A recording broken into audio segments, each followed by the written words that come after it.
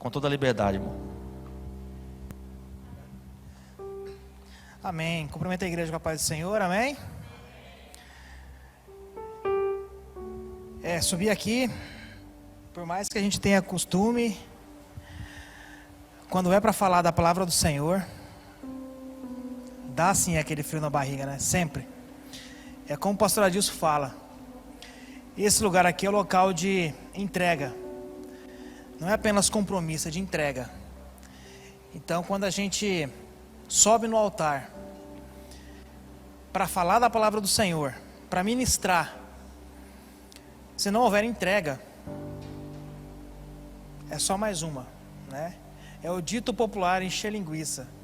E o compromisso de estar aqui não é um compromisso com apenas o Ivo Júnior, apenas com o pastor da igreja, é um compromisso com Deus, literalmente, e é algo muito sério. Mas vamos lá,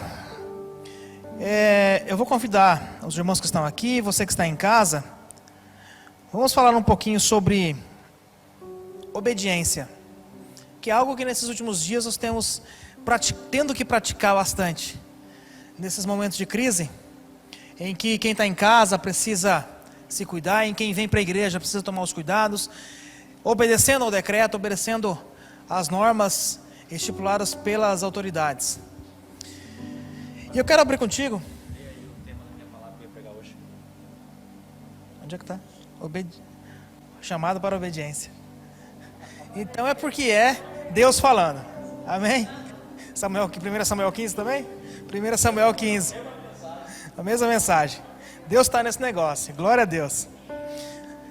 1 Samuel 15, a partir do versículo 17. 1 Samuel 15, a partir do versículo 17.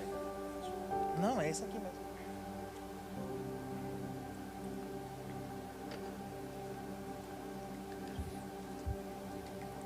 Amém? Todos encontraram? Nós vamos ler do versículo 17 até o versículo 23. Eu vou ler aqui que está na imagem, para que todos possam acompanhar. E disse Samuel: porventura, sendo tu pequeno aos teus olhos, não foste por cabeça das tribos de Israel? E o Senhor te ungiu rei sobre Israel. 18. E enviou-te o Senhor a este caminho, e disse: vai e destrói totalmente a esses pecadores, os amalequitas, e peleja contra eles, até que os aniquiles. Porque, pois, não destes ouvido à voz do Senhor, antes lançaste ao despojo, e fizeste que parecia mal aos olhos do Senhor. Então disse Saul a Samuel: antes dei ouvidos à voz do Senhor, e caminhei no caminho pelo qual o Senhor me enviou, e trouxe a Agag, rei de Amaleque, e os amalequitas destruí totalmente. Mas o povo tomou o despojo das ovelhas e vacas, o melhor do interdito, para oferecer ao Senhor teu Deus em Gilgal. 22. Porém Samuel disse: tem porventura o Senhor tanto prazer em holocaustos e sacrifícios, como em que se obedeça a palavra do Senhor? Eis que o obedecer é melhor do que o sacrificar, e o atender melhor é que a gordura dos carneiros. 23. Porque a rebelião é como o pecado de feitiçaria, e a obstinação é como a iniquidade e idolatria. Porquanto tu rejeitastes a palavra do Senhor, ele também te rejeitou a ti, para que não sejas rei. Amém, queridos, pode sentar.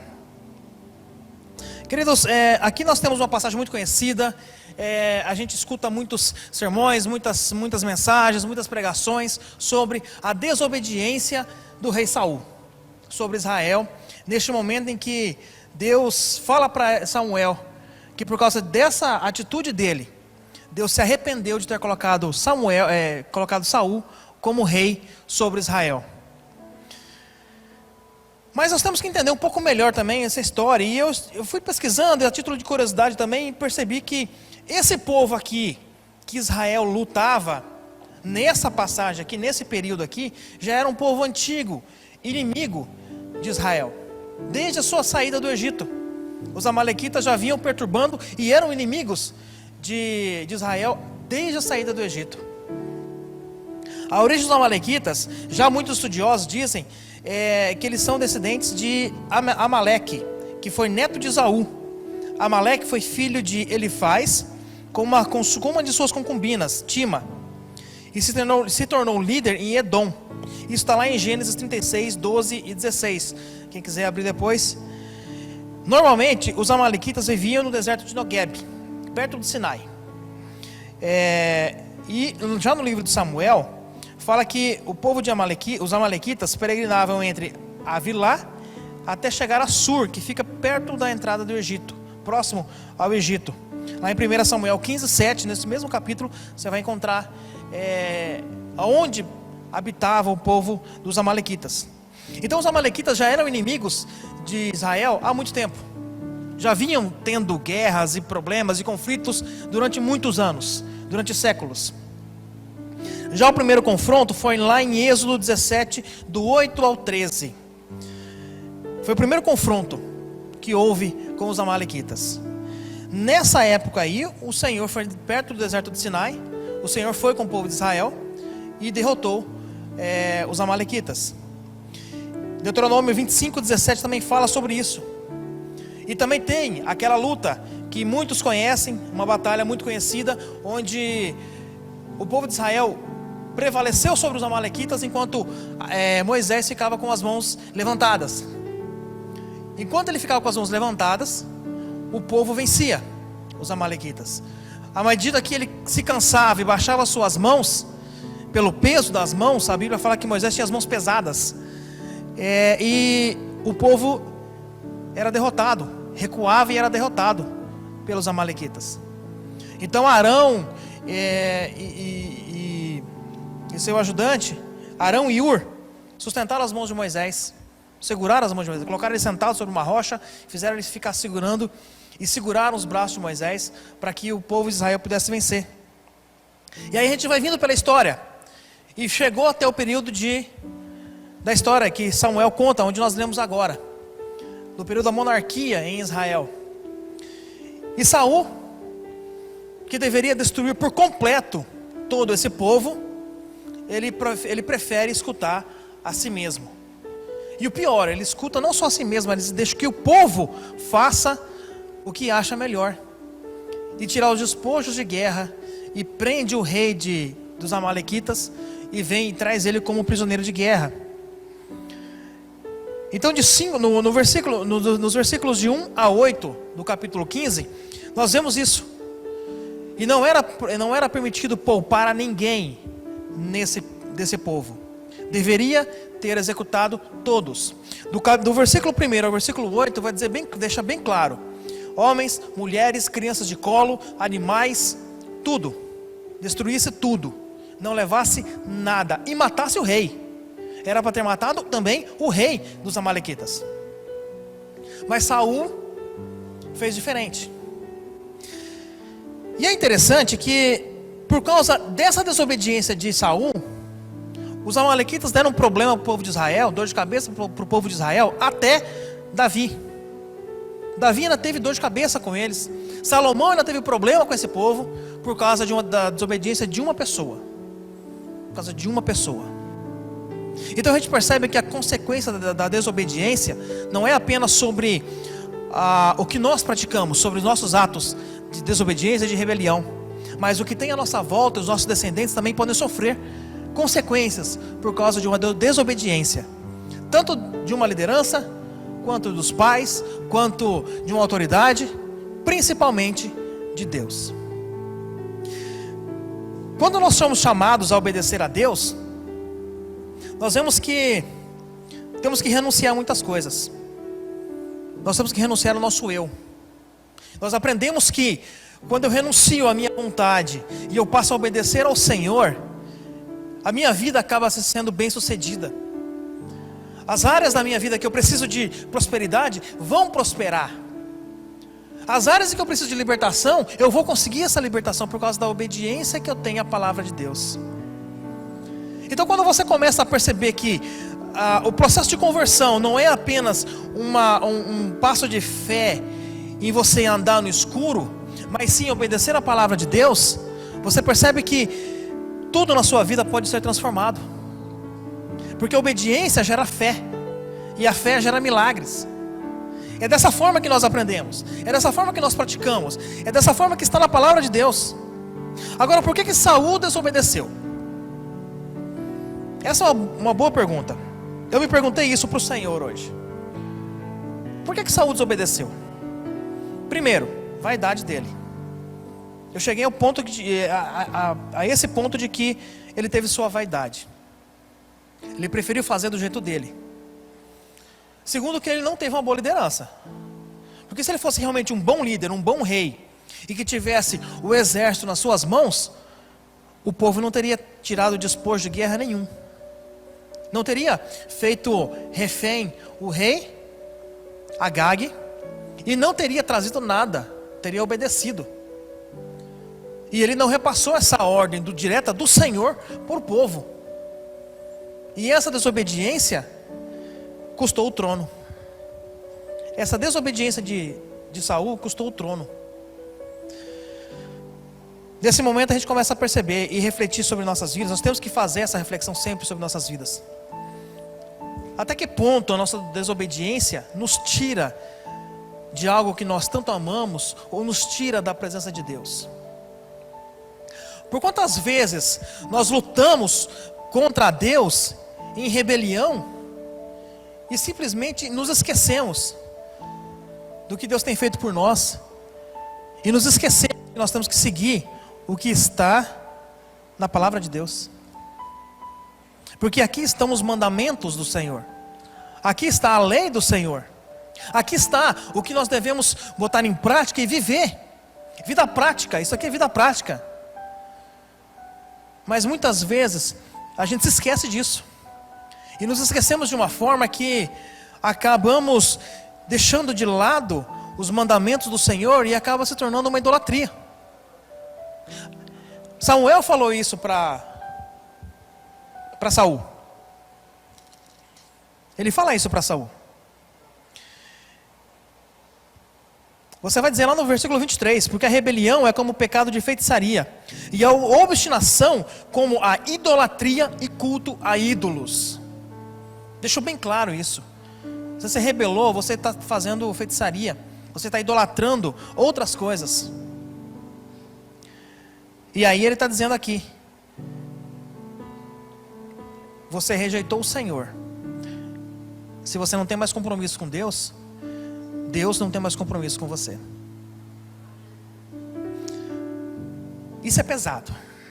Isso aqui é pesado. E é interessante que, se você olhar a palavra toda a palavra de Deus, em todas as promessas de prosperidade, todas as promessas de crescimento, de vida bem-sucedida, de vida espiritual, todas as promessas que Deus tem, sempre há uma condição para essa promessa. E uma delas cai sempre sobre a obediência. Sempre cai sobre a obediência. O versículo 22 tem uma frase muito conhecida, que todos nós conhecemos: o obedecer é melhor que o sacrificar. A gente escuta isso várias vezes durante o ano, a gente escuta isso em várias mensagens, porque o sacrifício em si, ele não era importante, não era a importância em si do sacrifício. O sacrifício sim era importante. Para o povo de Israel, para o judeu, o sacrifício é algo muito importante. Mas se não vier acompanhado de obediência, é só um animal que você estava matando. Só isso. Era só a morte mais um animal. E era isso que Samuel estava falando para Saul. E o engraçado é que assim, Saul, ele ainda joga, ainda tenta dar uma desculpa. Eu fiz isso, o povo está vindo para cá, está com os animais aqui, mas é para ofertar a Deus, para sacrificar ao seu Deus, para sacrificar o seu Deus. Ele está tentando tirar uma vantagem sobre isso ainda. Ele falou: não, está errado. Deus mandou matar tudo. Por que você está desobedecendo? Se foi bem claro o mandamento. E nós podemos perceber na palavra de Deus sempre. Quando Deus manda, Ele é muito claro. Uma ordenança do Senhor é muito clara. Quando Deus te diz para fazer algo, faça. Ele vai ser bem claro, específico e muito simples nas palavras. Não tem algo de místico nisso. Quando Deus fala, é papo reto. Não tem essa coisa de palavras bonitas ou de alguma firula, alguma volta. Não, é papo reto o negócio. Não tem uma coisa de meia volta. Com Deus sempre foi assim. Com Deus sempre será assim. A palavra de Deus fala isso sempre.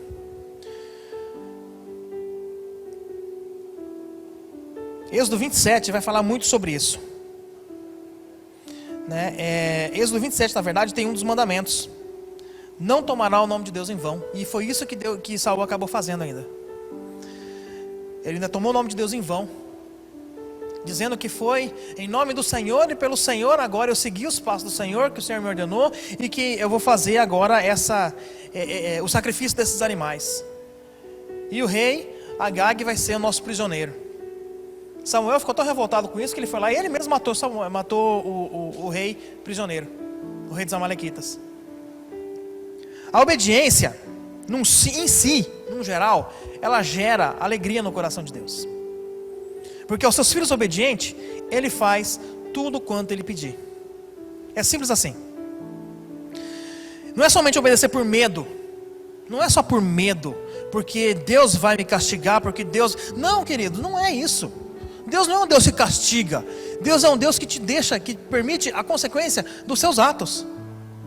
Se eu dou um passo para a esquerda e Deus está mandando ir para a direita, eu vou sofrer a consequência desse passo. Eu sofro a consequência dos meus atos.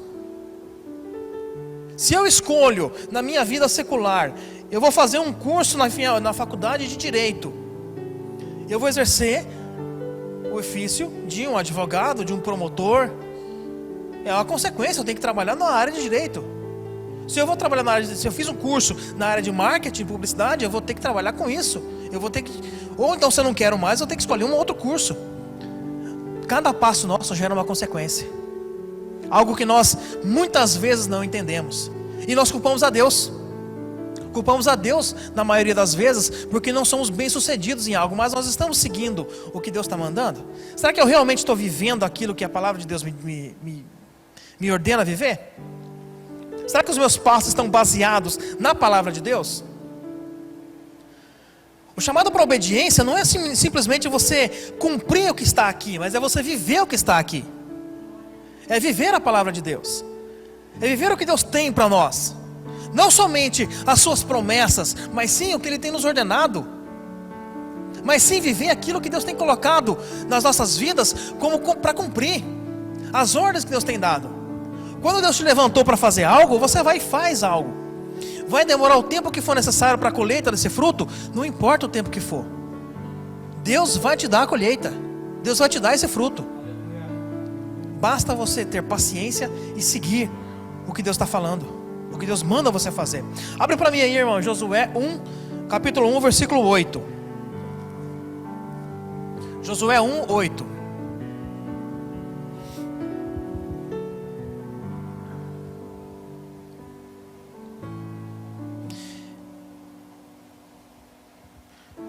Josué 1,8 diz o seguinte: não se aparte a tua boca do livro desta lei, antes medita nele dia e noite, para que tenhas cuidado de fazer conforme a tudo quanto nele está escrito, porque então farás, volta para o 8 ainda, porque então farás prosperar o teu caminho e serás bem sucedido. Aqui nós conhecemos, né? Moisés morreu, e o Senhor vai e levanta Josué como líder agora do povo de Israel, para adentrar a terra de Canaã. E aqui ele está deixando bem claro: segue, pois, os mandamentos que estão na lei, que foram escritos na lei, e você será bem sucedido. Isso foi algo específico para Josué nessa passagem? Aqui foi. Mas e para nós? Não precisamos colocar em prática? Porque muita gente fala que a lei foi esquecida, a lei já foi abolida com Jesus.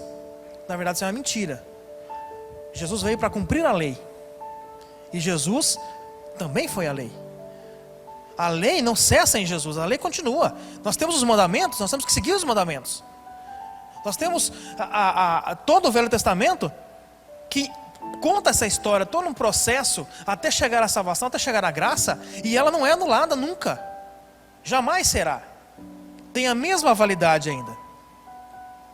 Mateus 5,19 diz o seguinte: todo aquele que obedecer a um desses mandamentos, ainda que dos menores, e ensinar aos outros a fazer o mesmo, será chamado o menor do reino dos céus. Mas todo aquele que praticar e ensinar estes mandamentos, será chamado grande no reino dos céus. Você desobedece um mandamento pequeno que seja. A desobediência de Saul custou para ele o trono. E uma vida de tribulação até a sua morte. Até o dia da sua morte ele teve problema.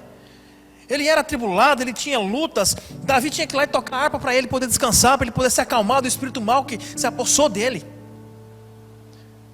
E algo interessante isso. Quando você está em desobediência, a palavra diz aqui, ó, Samuel falou isso. É a mesma coisa que feitiçaria. Feitiçaria gera demônios. E se o Espírito Santo não habita em você, outra coisa vai habitar. Se Deus não está habitando, não se fez morada dentro da sua vida, com certeza, outra coisa muito pior está habitando. Então, no momento em que nós praticamos a obediência, nós vivemos a palavra de Deus e nós somos morada do Espírito Santo. Nós somos morada de Deus. A obediência nos leva mais para perto de Deus, nos ajuda a buscar e sermos filhos, servos de Deus, filhos obedientes a Deus, guardando a palavra de Deus no coração e agindo conforme a orientação do Espírito Santo.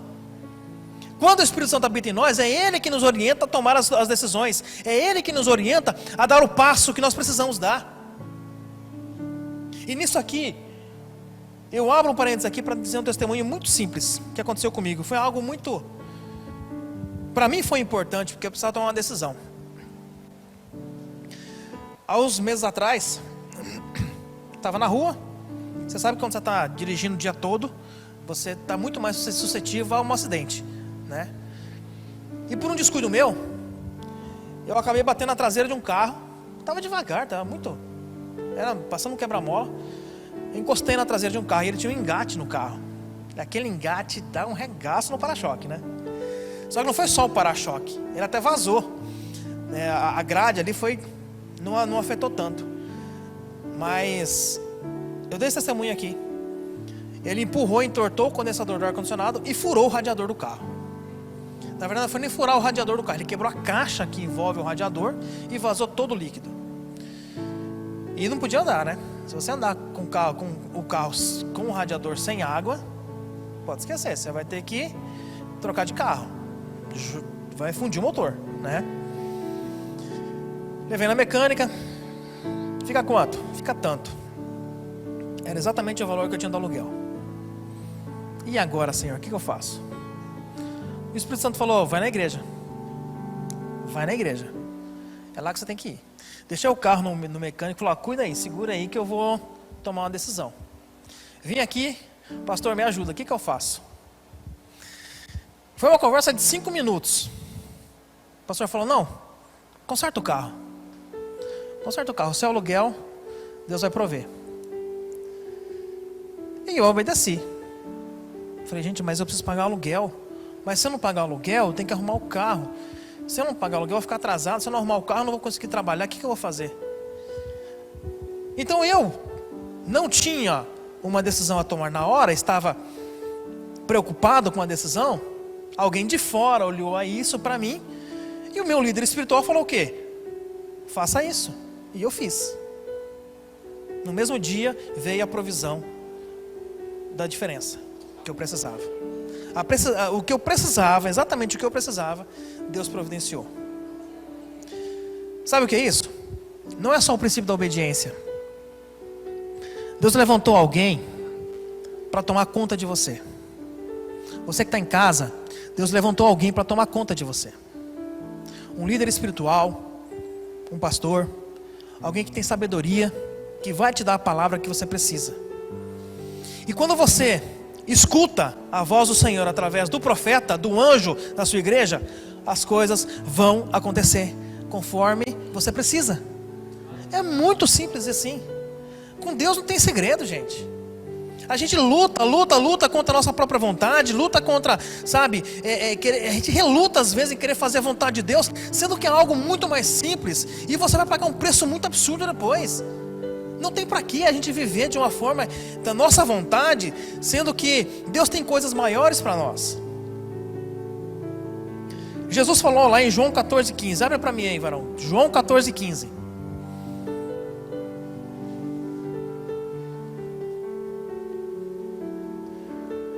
João 14,15.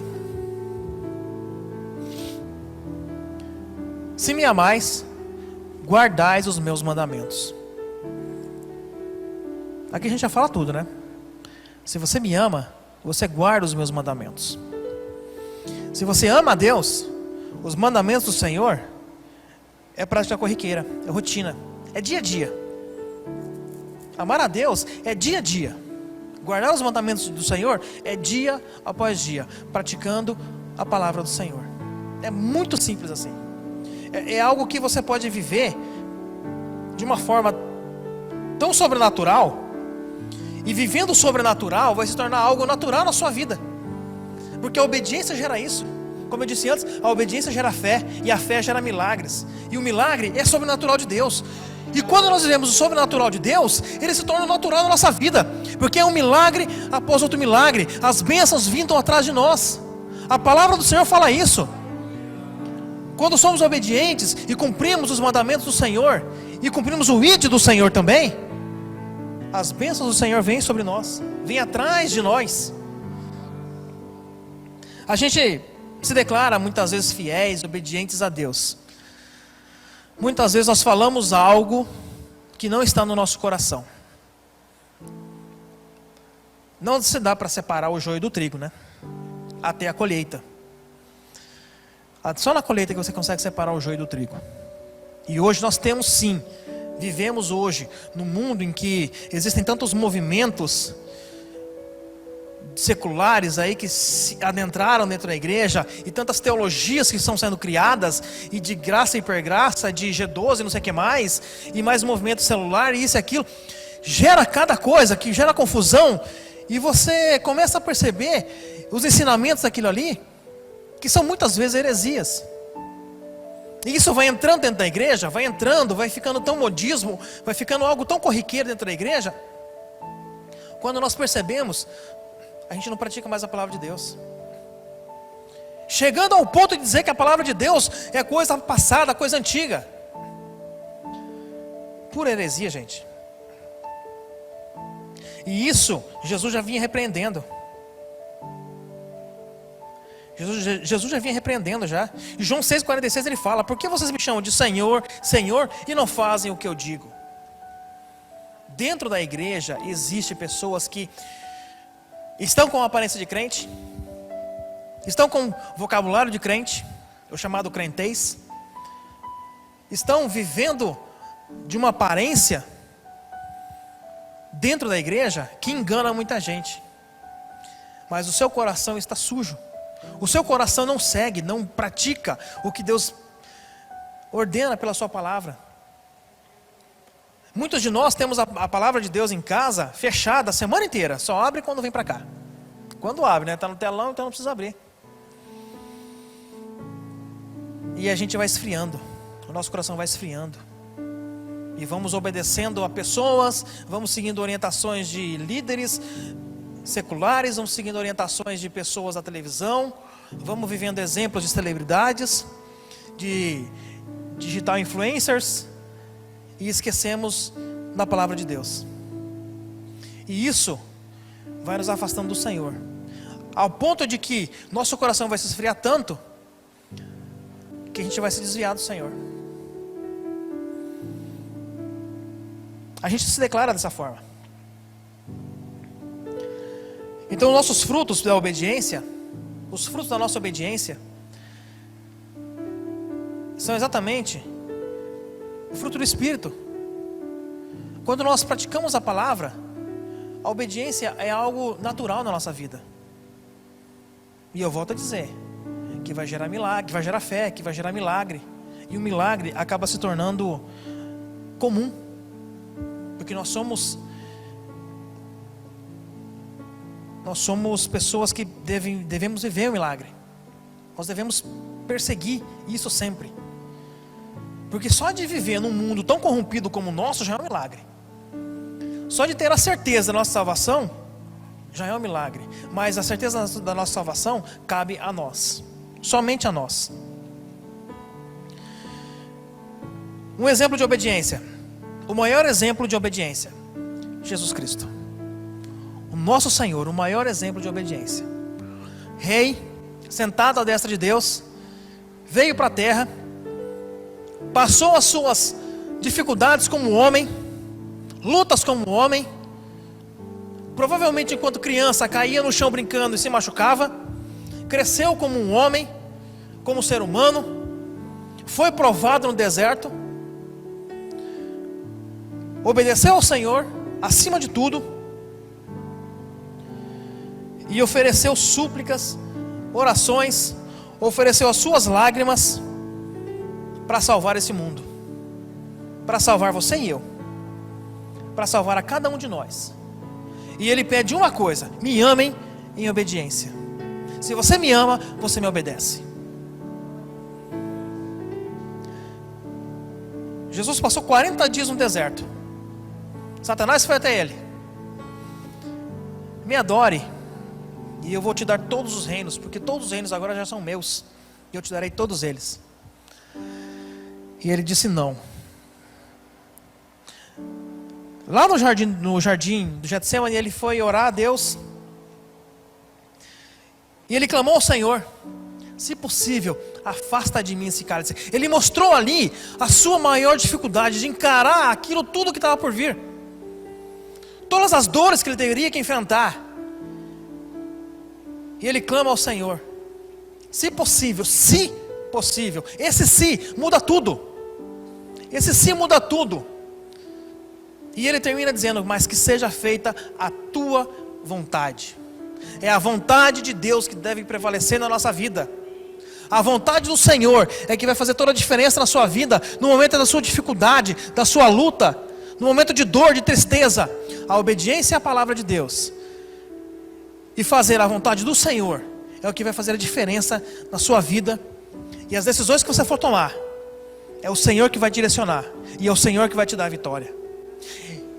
É o Senhor que garante a sua vitória, através da sua obediência, do seu amor à palavra de Deus. Hebreus 5, de 7 a 9. Abre aí, varão. Hebreus 5, de 7 a 9. Já para finalizar.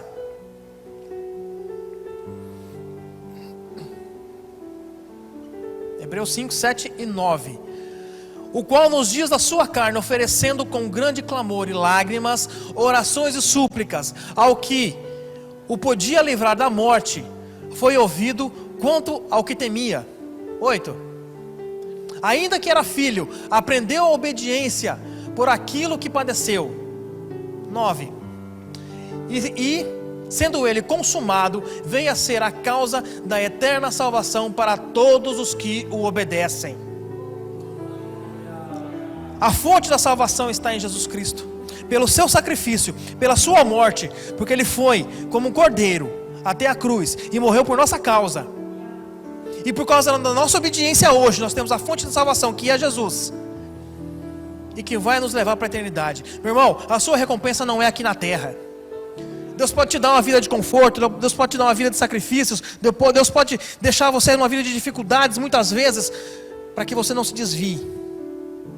Salomão já falava: Senhor, eu quero que me dê somente aquilo que eu preciso, não me dê muito e nem o pouco, nem para que eu blasfeme e nem para que eu venha te envergonhar. Você não precisa de muita coisa para essa terra, você só precisa de ser luz para quem está lá fora. Precisa obedecer a palavra do Senhor e buscar a sua salvação, porque a fonte da salvação é Jesus Cristo. Chamando a obediência é isso, buscando fazer a vontade do Senhor, para que o Senhor venha fazer a sua vontade sobre a sua vida, e que você faça conforme o que Deus te ordenar fazer, e Deus vai prosperar na sua vida. A obediência é a chave para que os milagres venham acontecer na sua vida. A obediência é o segredo para que a sua fé seja multiplicada. E Deus vai tomar conta da sua casa. Guarda essa palavra no seu coração. Deus tem me incomodado muito a semana toda sobre esse versículo, sobre essa mensagem, sobre esse tema. E quando eu recebi o convite do Ivo Júnior na semana passada, naquele mesmo dia, eu tinha lido essa passagem e Deus já vinha trabalhando no meu coração. É fácil obedecer? Não é. Nem sempre é fácil obedecer. Quem tem filho pequeno em casa sabe que ele não quer obedecer muitas vezes. Mas a gente sabe o que é melhor para ele. E Deus, como nosso Pai, sabe o que é melhor para nós. Façamos a vontade de Deus. Obedeçamos a sua palavra. E nós teremos nosso galardão no céu. A nossa coroa da vitória. Assim como ele está prometido para nós. Amém, queridos? Eu passo a palavra, agradeço a oportunidade. Que Deus possa abençoar a sua vida. Amém? Amém. Deus abençoe, queridos, esse culto maravilhoso. Eu creio, Pastor Alex,